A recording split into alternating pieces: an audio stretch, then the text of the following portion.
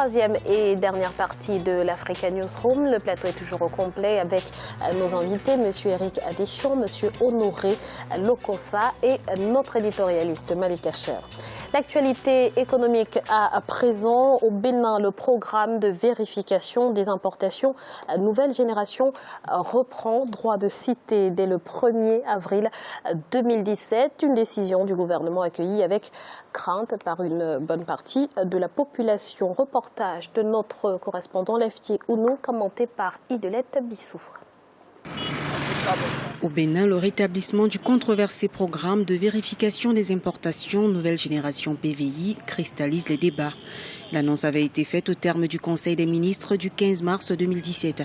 Le PVI nouvelle génération sera opérationnel à partir du 1er avril 2017.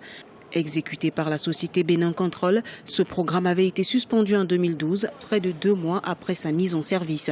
Selon le gouvernement, l'objectif visé est d'améliorer d'une part les recettes publiques et mobiliser les ressources intérieures du pays afin de financer le programme d'action du gouvernement. Le contrat de marché qui a été signé le 9 février 2011 n'a pas été abrogé. Ce contrat à l'époque a été suspendu, mais il n'a pas été abrogé. Par conséquent, avec les discussions que nous avons eues entre les différentes parties, nous sommes arrivés à la conclusion que nous avons besoin de cet instrument pour mobiliser les ressources intérieures. Le programme sera exécuté par la même société contestée il y a 5 ans. Dans le cadre de cette reprise des activités du PVI Nouvelle Génération, le gouvernement a décidé de renégocier les termes du contrat avec la société. Au sein de la classe politique et même chez les douaniers, les appréciations sont diverses. De nombreux experts portent des réserves sur le contenu du contrat signé avec la société Bénin Control. Nous ne connaissons pas le montant du contrat, nous ne connaissons pas les thèmes du contrat, mais nous savons au moins qu'il y a plusieurs activités.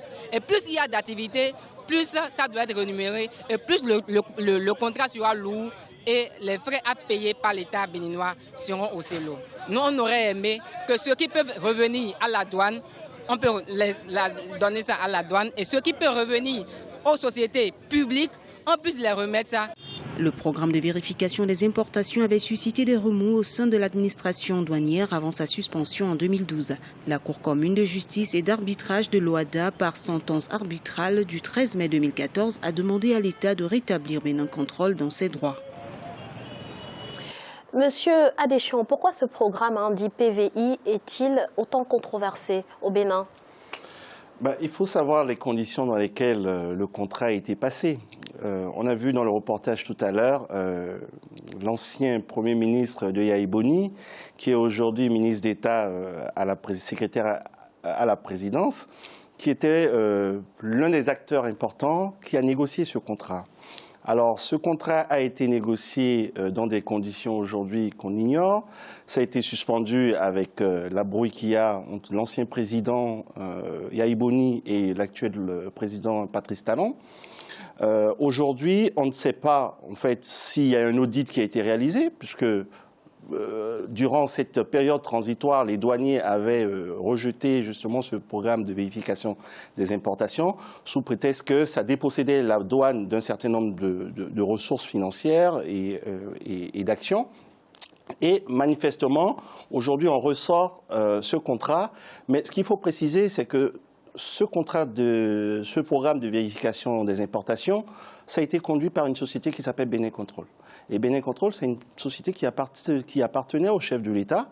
Pourquoi j'emploie l'imparfait? Parce qu'il a cédé la tête de cette société-là à son homme de main qui est Olivier Bokor. Et Olivier Bokor n'est rien d'autre que l'assistant aujourd'hui, même parfois dans certains milieux béninois, on parle de vice-président du Bénin, même si ce poste n'existe pas constitutionnellement, manifestement. Donc on est vraiment dans un conflit d'intérêts et dans une manière cavalière, en fait, aujourd'hui, de transférer la gestion de ce programme de vérification des importations de Patrice Talon, ancien homme d'affaires, à Patrice Talon, président de la République, avec un prête-nom. Vous partagez ce point de vue, M. Lokossa?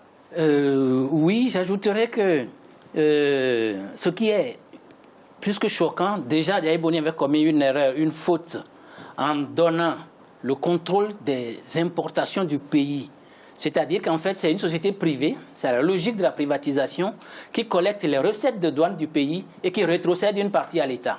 Donc l'État devient l'employeur d'une société privée. Et c'est Talon qui avait négocié ce truc pour sa société Benin Control. L'un des dirigeants aujourd'hui est ministre des Transports. Donc ces gens-là, il y a eu brouillé entre les deux et Talon revient, il rétablit dans son giron. Ça rentre dans sa logique de ce qu'il fait depuis le début. Les premiers conseils, il a voté des milliards pour renflouer ces sociétés, Sodeco et autres, pour rétablir son contrôle sur tout le coton.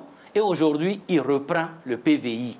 Donc si on continue, si on laisse Patrice Talon faire, c'est que le Bénin devient sa propriété privée, lui et son petit groupe, et son groupe d'affaires là. Et c'est ça qui est insupportable. Et le PVI est un scandale. Il appartient au service public de la douane de collecter les recettes de douane.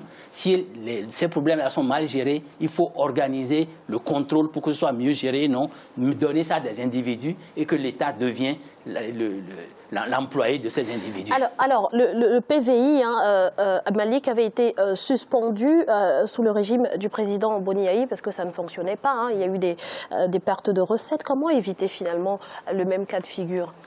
Je pense que ça a été dit ici, je partage et je réitère ce qui a été dit. Et ça répondra à votre question. C'est donner les moyens à la douane qui est normalement l'organisme dans tous les pays du monde qui contrôle les importations et les exportations. C'est permettre des infrastructures adéquates et qui permettent justement au pays d'avoir des rentrées de devises lorsque, par exemple, il exporte des produits manufacturés ou autres. Je pense qu'il y a véritablement ici, et c'est un débat qui est assez long, mais un conflit d'intérêts qui est important. La structure qui doit gérer les exportations et les importations, ça ne peut être que la douane, ça ne peut être que l'État. Et il doit justement ne pas y avoir de conflit d'intérêts dans ce domaine-là, parce que ça pourrait justement susciter encore une fois la colère d'une certaine partie de la population qui pense que finalement les véritables richesses du pays ne sont pas gérées par les gens compétents et qui doivent justement permettre à ce pays d'asseoir son assise financière. 30 secondes. Oui, au-delà de la compétence, ce que moi je veux aussi souligner, c'est que quand même, quand on parle de marché public, il y a un code. On a aujourd'hui un code des marchés publics qui est occulté au profit de marchés de gré à gré qui manifestement ne fait pas jouer la compétition. Donc il faut s'attendre les prochains mois à un certain renchérissement des coûts des produits eu égard aux investissements réalisés par Benin Control dans le cadre de ce programme de vérification des importations. Ce qui paraît. C'est vrai que c'est pour contourner certaines lourdeurs. Le problème, c'est aussi la lourdeur juridique, le gré à gré. Et malheureusement, on recourt au gré à gré et je le regrette personnellement. Quand ça devient la règle, ça pose problème. Exactement. Le gré à gré, c'est quand même une mesure dérogatoire. C'est-à-dire que la mesure de droit commun, c'est le marché public, le code de marché public. Alors, aujourd'hui, on a un contrat qui date de 2012, qu'on peut dire, soi-disant, entre griffes, suspendu, parce que ce contrat est né d'un décret présidentiel. Donc, c'est un peu quand même quelque chose de particulier qu'on puisse suspendre un décret pendant 4 ans. De grève aux douaniers pour qu'ils ne disent rien. Messieurs. Alors, 0,9%, c'est notre chiffre du jour. Il correspond au pourcentage de la population ayant une assurance au Nigeria, soit 1,5 million de personnes. Malik, comment expliquer que la première puissance du continent ait un taux de pénétration de l'assurance aussi faible, et ce, malgré l'augmentation parallèle du taux de pénétration Internet, du taux de bancarisation? Qu'est-ce qui justifie une telle performance? Alors, première puissance, parfois deuxième, parfois première, c'est vrai que ça dépend des années. Pour l'instant, en tout cas, selon les derniers chiffres, elle est encore la première. Exactement, mais bon, l'économie du Nigeria est tellement fragile, et ça, c'est un des indicateurs qui montre cette fragilité, et de la part de l'informel, de la part importante de l'informel dans cette économie.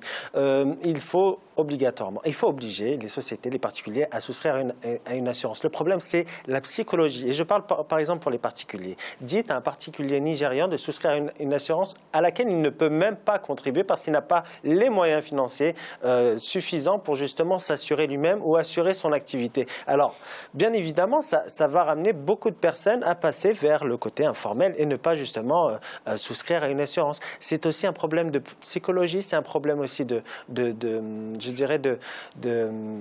communication, c'est un problème aussi voilà, de cet État qui a du mal aussi, il faut le dire, à capter lui-même ses propres ressources fiscales. Quand vous avez un État qui a du mal à capter ses propres ressources fiscales, comment voulez-vous qu'il incite les sociétés, la population à souscrire à une assurance? Il y a une anarchie au sein de l'économie nigérienne qui existe et qui demeure. Et c'est sûr que ce volet-là de l'assurance, ce domaine-là, est un domaine qui reste encore difficile à mettre en valeur dans ce pays. Peut-être que cette population, finalement, M. Adéchian, n'a pas aussi véritablement pris encore en compte, conscience de l'intérêt, finalement, de souscrire à une assurance. Oui, c'est vrai que l'assurance dans beaucoup de pays africains, même le cas du Bénin ou du Nigeria, puisque c'est le cas, c'est qu'aujourd'hui, il y a la question du pouvoir d'achat. Je pense que mon prédécesseur l'a évoqué, mais il faut aussi dire l'utilité. Les gens aujourd'hui, les populations ne voient pas forcément l'utilité de l'assurance, seulement quand ils sont confrontés à une difficulté ou du moins à un sinistre. Donc c'est important quand même de pouvoir expliquer, il y a un gros travail de pédagogie, parce qu'aujourd'hui l'assurance est utilisée. Pourquoi? Majoritairement pour l'assurance automobile, mais il y a également l'assurance habitation, l'assurance vie, ainsi de suite. Donc il y a un travail à faire déjà au niveau de la sensibilisation, de la pédagogie, expliquer aux populations l'utilité de l'assurance pour se prémunir justement d'éventuels sinistres. Et à ce moment-là, il faut aussi participer à mettre en place en fait des relais de distribution, des canaux de distribution de ces outils-là, parce que ça ne se voit pas uniquement au niveau de l'assurance, ça se voit aussi au niveau de la banque, parce que dans beaucoup de pays africains, on a de faibles taux de bancarisation, tout simplement parce qu'on a des déserts bancaires dans certains endroits, et on pourra dire autant de l'assurance. Monsieur Lokossa. Oui, je pense que l'essentiel est dit sur cette question, c'est le pouvoir d'achat. Le pouvoir d'achat et la conscience que l'on n'a pas de biens à protéger. Au-delà de ça, il y a aussi la rareté des produits qui ne prennent pas en compte la psychologie du consommateur. Parce que l'assurance qu'on a ici dans les pays développés, c'est souvent des filiales de certains pays développés qui s'installent au Nigeria et qui proposent des produits qui ne sont pas du tout en adéquation par rapport à la réalité sur le terrain. Le poids de la psychologie est importante. Les gens s'imaginent qu'en fait, quand il vous arrive quelque chose, c'est la nature, c'est la fatalité. La fatalité. Merci, messieurs. Merci pour votre participation. C'est à présent la fin de cette émission. Le dossier de ce vendredi sera consacré à l'opposition guinéenne. Peut-elle s'unir? Eh bien, nous en parlerons. Monsieur Honoré Lokossa, merci d'avoir été avec nous sur ce plateau. Je rappelle que vous êtes membre du PCB, Parti communiste du Bénin. Et porte-parole du comité du Front pour le sursaut patriotique, et j'appelle mes compatriotes à venir s'engager pour qu'on mette fin à la catastrophe qui est en cours dans le pays, avec talent qui nous conduit à la catastrophe, au Wahala, comme on dit chez nous. Le message est passé. Monsieur Eric Adéchian, pardon. Merci également d'avoir été avec nous sur ce plateau. Je rappelle que vous êtes consultant financier. Merci Graziella. Bonsoir à tous. Et merci à vous, Malik, d'avoir pris part à cette émission. C'est un plaisir, comme d'habitude, à Graziella, et bonsoir à tous ceux qui nous ont suivis. Et merci à vous, chers téléspectateurs, pour votre fidélité. Restez sur Africa 24 dans quelques instants, le journal de la rédaction.